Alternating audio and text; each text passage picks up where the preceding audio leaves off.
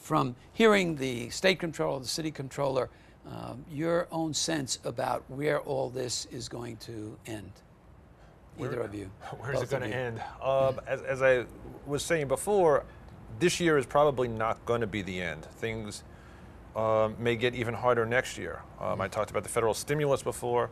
The state has a projected shortfall of $15 billion for next year.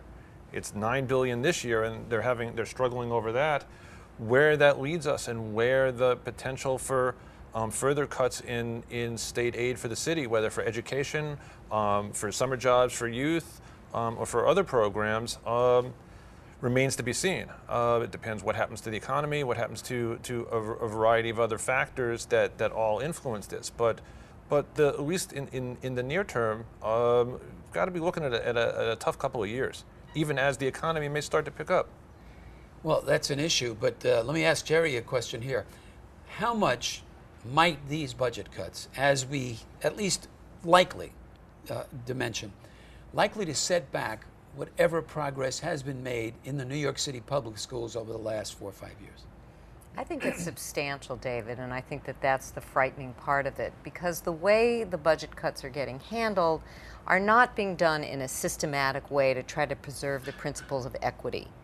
So, for example, we got a 4-year agreement on CFE that was supposed to bring over $3 billion to New York City over that period. And the largest portion of that, $2.35 billion, was distributed based on need, so that the neediest kids in schools got the most. When we do these blanket budget cuts, they're not sensitive to these factors. It's not like we're engaging in a process that says, okay, if we have to cut back, let's talk about a graduated process where the neediest get the most and those who need it the least get the least. Let's think about something that is really, more of a scalpel than a sledgehammer.